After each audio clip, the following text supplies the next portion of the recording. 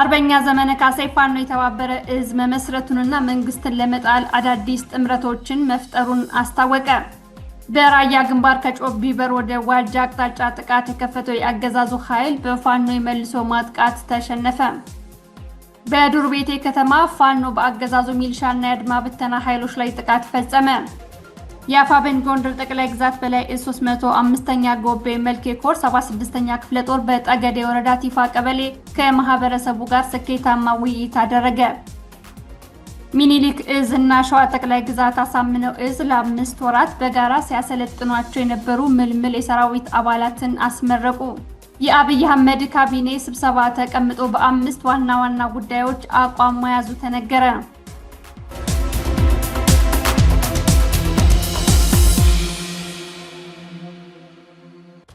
ሰላም ጤና ይስጥልኝ። ከፍሪ ፕሬስ ሚዲያ የዕለቱ ዜናዎች ከዚህ ሰዓት ጀምረው መደመጥ ይጀምራሉ። መልካም ሞላ ነኝ። መልካም ቆይታ። አርበኛ ዘመነ ካሴ ፋኖ የተባበረ እዝ መመስረቱንና መንግስትን ለመጣል አዳዲስ ጥምረቶች መፍጠሩን አስታወቀ። በስዊዘርላንድ ለሚታተመው ለቴምፕስ ጋዜጣ ሰፊ ቃለ ምልልስ የሰጠው የፋኖ ንቅናቄ መሪ አርበኛ ዘመነ ካሴ አፋብኃኝ የተባበረ ማዕከላዊ እዝ መመስረቱን ለጋዜጣው ይፋ አድርጓል። የምንታገለው ለነጻነትና ለእኩልነት ነው በሚል ርዕስ በወጣው የጋዜጣው ዘገባ የንቅናቄ ዋነኛ ዓላማ የአብይ አህመድን መንግስት ከስልጣን ማስወገድ፣ የአማራን ህዝብ ህልውና ማስጠበቅና የኢትዮጵያን መበታተን መከላከል መሆኑን አርበኛ ዘመነ ማብራሪያ ሰጥቶበታል። አርበኛው በማብራሪያው ከዚህ ቀደም በሸዋ፣ ወሎ፣ ጎንደር፣ ጎጃም እንዲሁም በኦሮሚያ ክልል ወለጋ አቅራቢያ በተናጠል ሲንቀሳቀሱ የነበሩ የፋኖ ኃይሎች አሁን ላይ በአንድ ማዕከላዊ እዝ ስር መሰባሰባቸውን ገልጿል። ከዚህም በተጨማሪ ከትግራይ ኃይሎች ጋር መወያየቱንና ጥምረት መፍጠራቸውን ገልጸዋል። ትብብሩ ከትግራይ ኃይሎች በተጨማሪም ከጉምዝ፣ በርታ፣ ሶማሌና የኦሮሞ ኃይሎች ጋር መደረጉን አርበኛ ዘመነ ካሴ በቃለ ምልልሱ ተናግሯል።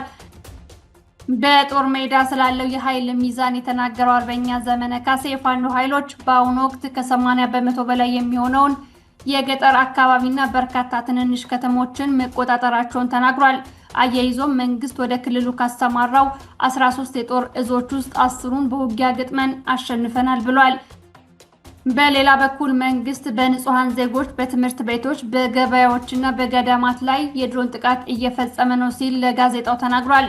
ለዚህም የተባበሩት አረብ ኤምሬት የቱርክ ሰራሽ ድሮኖችን ለመንግስት በማቅረብ እንዲሁም እስራኤላውያን የቴክኒክ ድጋፍ በማድረግ በኢትዮጵያ ጉዳይ ጣልቃ እየገቡ መሆኑን አርበኛ ዘመነ ካሴ በብርቱ ተችቷል።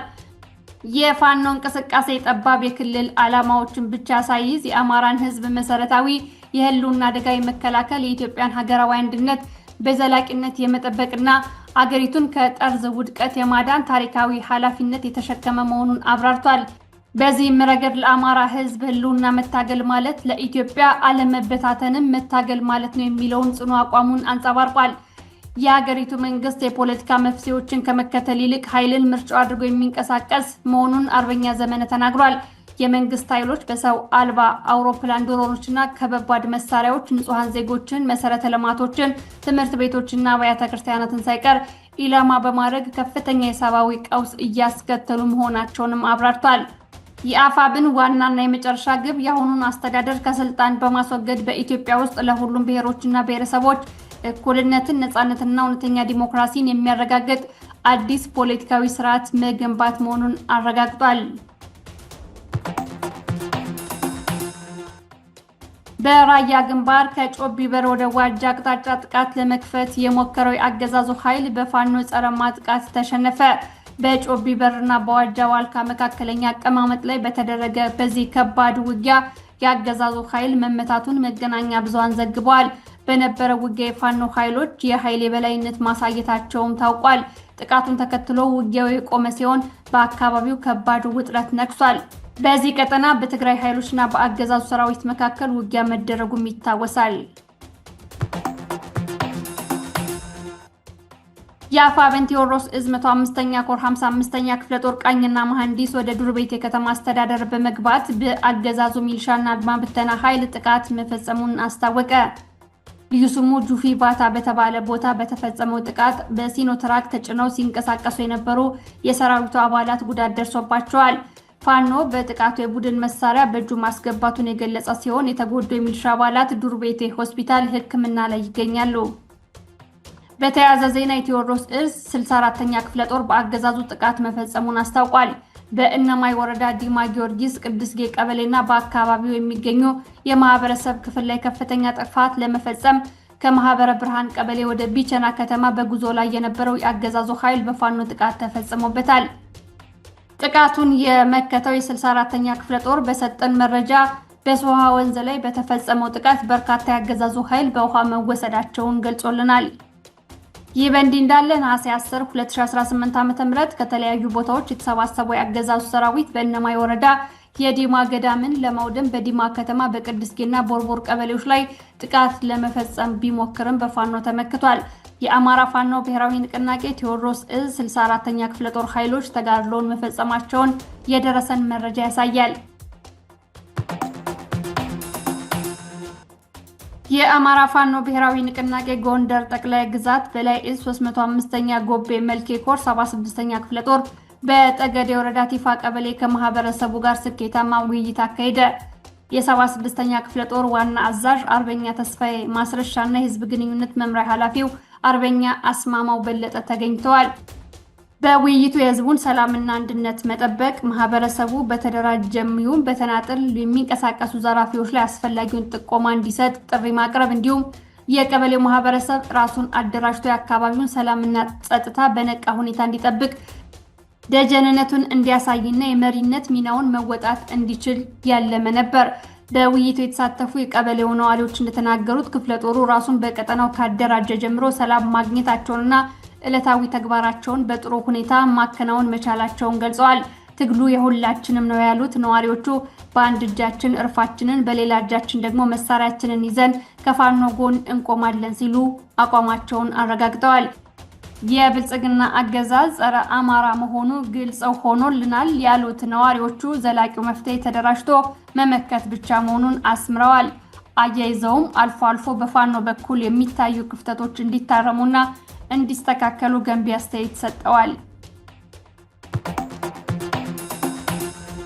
ሚኒሊክ ዕዝ እና ሸዋ ጠቅላይ ግዛት አሳምነው ዕዝ ለ5 ወራት በጋራ ሲያሰልጥኗቸው የነበሩ የምረቃ ስነ ስርዓቱ የተካሄደው ትናንት ነሐሴ 10 2018 ዓ.ም ነው። በዚህ የምረቃ መርሃ ግብር ላይ የሚኒሊክ ዕዝ ከፍተኛ አመራር አርበኛ አማራ አያሌው፣ የዕዙ ማህበራዊ ጉዳዮች መምሪያ ኃላፊ አርበኛ ሀጂ ኑረዲን አበበ ሐሰን፣ የሸዋ ጠቅላይ ግዛት አሳምነው ዕዝ የአጼ ዘርዓ ያዕቆብ ኮር ሎጂስቲክ መምሪያ ኃላፊ አርበኛ ጌታውን ቦጋለ፣ በፍቃዱ በላይ ክፍለ ጦር ወታደራዊ አዛዥ አርበኛ በላቸው ሸቴ፣ የ45ኛ መብረቅ ክፍለ ጦር አዛዥ አርበኛ ሀጂ ንጉሴ ሐሚድ፣ የ45ኛ ክፍለ ጦር ወታደራዊ አዛዥ አርበኛ በቃሉ አስማማውን ጨምሮ ሌሎች የኮርና የክፍለ ጦር አመራሮች እንዲሁም ጥሪ የተደረገላቸው እንግዶች በተገኙበት በደማቅ ሁኔታ ተከናውኗል። የአፋብን ሸዋ ጠቅላይ ግዛት አሳምነው ዕዝ በተቆጣጠራቸው ነፃ ቀጠናዎች ህዝባዊ አስተዳደር መዋቅር መዘርጋት መቀጠሉን አስታወቀ። ይህ ህዝባዊ አደረጃጀት ኩታ ገጠም የሆኑ ቀበሌዎችን ያቀፈ ክላስተር አወቃቀር ለወታደራዊ ግብ ስኬትና ቀዳሚ ከመሆኑን ባሻገር የህዝቡን የዕለት ተዕለት የአስተዳደርና የደህንነት ጥያቄዎች በባለቤትነት ለመመለስ አልሞ የተካሄደ ነው ሲል የኮሩ ህዝብ ግንኙነት አስታውቋል። የክላስተር ጊዜያዊ አስተዳደር የህዝቡን ነፃ ፍላጎት መሰረት በማድረግ የተከናወነ ሲሆን ጊዜያዊ አስተዳደሩን የሚመሩ ስራ አስፈጻሚዎች በመመደብና ግልጽ የአስፈጻሚዎች መምሪያ በማዘጋጀት ህዝባዊ መዋቅሩ ሙሉ በሙሉ ስራውን እንዲጀምር ተደርጓል ተብሏል። ይህ የተቀናጀ ህዝባዊና ወታደራዊ እርምጃ የትጥቅ ትግሉ ከወታደራዊ ድል ባለፈ የህዝብን ስልጣን ባለቤትነት የሚያረጋግጥና የነፃ አውጭነቱን ዓላማ በተግባር የሚያሳይ ትልቅ ምዕራፍ መሆኑ ተረጋግጧል ሲል አክሎ ገልጿል። አብይ አህመድ ካቢኔውን ሰብስቦ በ5 ዋና ጉዳዮች አቋም መያዙ ተነገረ። በአማራ፣ በትግራይ፣ በኦሮሞ፣ በኤርትራና በሱዳን ጉዳዮች ብልጽግና አቋም መያዙን ዶክተር ሚልኬሳ ሚደጋ የውስጥ ምንጮችን ጠቅሶ ዘግቧል። ኤርትራን በተመለከተ ውይይት ያደረጉት የኦሮሞ ብልጽግና ሹማምንት ኤርትራ ጋር የያዙት የፕሮፓጋንዳ ይዘት መቀየር አለብን የሚል ውሳኔ አስተላልፈዋል። አሰብን እንይዛለን እንጨብጣታለን የሚለው ፕሮፓጋንዳን በመቀየር ኤርትራ የሀገር ውስጥ ተቃዋሚ ኃይሎችን እየደገፈች ነው በሚል መቀየር እንደሚገባ ተወያይተዋል። ባጫ ደበሌ ኬንያ ተቀምጦ ውጊያ ከተነሳ ኤርትራንና ሱዳንን እንጨብጣታለን ማለቱ ልክ ያልሆነና ነጥብ ያስጣለን ጉዳይ ነው በሚል ገምግመዋል። ሌላኛው ውሳኔ የኦሮሞን ህዝብ የተመለከተ ሲሆን የኦሮሞ ታጋይ የሆነ ኦላ በህዝብ ዘንድ ሰፊ ተቀባይነት ማግኘቱ አሳሳቢ እንደሆነ ተወያይተዋል። በዚህም የኦሮሞ ህዝብ ከብልጽግና የሚያገኘው ተስፋ መዘጋጀት አለበት የሚል ውሳኔ አስተላልፈዋል። የኦሮሞ ህዝብ ከኦላ ድጋፍ እንዲወጣና ከብልጽግና ጋር እንዲሆን መስራት አለበት ብለዋል። ኦላ ከፋኖና ከትግራይ ኃይሎች ጋር የጀመረውን ግንኙነት ለብልጽግና ስጋት መሆኑን ተነስቷል። አማራ አንድ እንዳይሆን ከፍተኛ ገንዘብ መድበናል ያሉትና አብይ አህመድ አሁንም አማራን በጎጥ ለመክፈል ታሪክና ባንዳን መጠቀም አለብን የሚል ውሳኔ አሳልፈዋል። በተጨማሪም የአማራ ባለሀብቶችን መጠቀምና የአማራ ብልጽግናን ማጽዳት አለብን የሚል የስራ አቅጣጫ አስቀምጠዋል። የአማራን ህዝብ በወያኔ ላይ በማነሳሳት በአማራና በትግራይ ህዝብ መካከል ያለውን ቅርርብ መበጠስ ይገባል የሚል አጀንዳም ተይዟል። ከትግራይ ጋር ያለውን ውጥረት በዝምታ ጦርነት እንፍታው ያሉት እና አብይ አህመድ እንዋጋለን ግን እንደ ድሮው አናጫጭሆም የሚል ውሳኔ ላይ ደርሰዋል። ጻድቃን ገብረትንሳኤና ሬድዋን ሁሴን በትግራይ ጉዳይ ተወካይ እንዲሆኑ መመረጣቸውንና ጌታቸው ረዳ ብዙ ጊዜ እየጠጣ ስለሚያሳልፍ ዱርዬ ነው አናምነውም በሚል ትግራይን በሚመለከት ተጠሪ ሆኖ አይቀርብም በሚል ወስነዋል። ሱዳንን በተመለከተ አጀንዳ ይዞ የተወያየው የአብይ ካቢኔ ሱዳን ለብልጽግና ቀጥተኛ ስጋት በመሆኑ የኢትዮጵያ መከላከያ ሰራዊት በቀጥታ ሱዳን ውስጥ ገብቶ የበላይነት መያዝ አለበት በሚል ወስነዋል። ከኤርትራ ይልቅ ሱዳን ያስፈራናል የሚል አቋም የያዙትና አብይ አህመድ ኤርትራ ትግራይን አልፋ ስትመጣ ሱዳን በቀጥታ እኛ ጋር ነው የምትመጣው የሚል ግምገማ ይዘዋል። በዚህም ሱዳንን መቆጣጠር አለብን በሚል መከላከያ ሰራዊት በቀጥታ ሱዳን ውስጥ ገብቶ መዋጋት አለበት የሚል ውሳኔ ማሳለፋቸውን በዝርዝር የተናገረው ዶክተር ሚልኬሳ ነው። ፍሪ ፕሬስ ሚዲያን ሼር፣ ላይክ እና ሰብስክራይብ በማድረግ ሌሎች ጋር ተደራሽ እንዲሆን እንድታግዙን በዚሁ አጋጣሚ ጠይቃለሁ። መረጃዎች ይቀጥላሉ። ትራምፕ ልዩ መልእክተኛ የጋዛ የሰላም እቅድን ለማስፈጸም ከሐማስ መሪዎች ጋር ተገናኙ።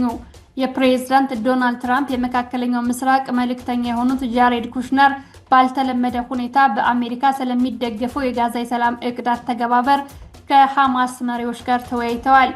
የትራምፕ አማች የሆኑት ኩሽነር በአዲሱ የሐማስ መሪ ካሂል አልሃያ የሚመራው ልዑክ ያገኙት ትናንት እሁድ ግብጽ ውስጥ ነው። የሰላም እቅዱን ትግበራ የሚቆጣጠሩት የትራምፕ የሰላም ቦርድ ሐማስ እና በጋዛ የሚገኙ ሌሎች ታጣቂ ቡድኖች ሙሉ ለሙሉ ትጥቅ እንዲፈቱ የሚያደርግ ስምምነት ላይ መድረሱን አስታውቆ ነበር። ባለፈው ሳምንት እስራኤል ወታደሮቿ እንድታስወጣ እንዲሁም ጋዛ ውስጥ አዲስ የፍልስጤም ሲቪል አስተዳደር እንዲመሰረት የሚያደርገውን ባለ 15 ነጥብ እቅድ እንደማትቀበለው ገልጻለች። 8 ሙስሊም አገራት ትናንት እሁድ ባወጡት መግለጫ እስራኤል እቅዱን ውድቅ ማድረጓን ኮንነዋል። መጀመሪያ ላይ ጋዛ ውስጥ ሰላም ለማምጣት ታስቦ የተቋቋመውንና ኋላ ላይ በዓለም ዙሪያ የሚካሄዱ ግጭቶችን እንዲያካትት የተቋቋመው የሰላም ቦርድ የሚመሩት ፕሬዝዳንት ትራምፕ ናቸው ሲል የዘገበው ከፍሪ ፕሬስ ሚዲያ ለእናንተ ለተመልካቾቻችን መርጠን ያዘጋጀናቸው ዜናዎቻችን እነዚህን ይመስላሉ። ስለተመለከታችሁን ከልብ እናመሰግናለን። ሀሳብና አስተያየት ስለምትሰጡኝ ከልብ አመሰግናለሁ። በዋትስአፕ እንዲሁም በኮሜንት መስጫው ስለምታበረታቱኝ ዘወትር ድጋፍ ስለምትሆኑኝ ከልብ አመሰግናለሁ። የእናንተ ድጋፍ ለእኔ ትልቅ ሞራል ነውና አሁንም እንድትቀጥሉ በአክብሮት ጠይቃለሁ። መልካም ሞላ ከፍሪ ፕሬስ ሚዲያ ነበርኩኝ።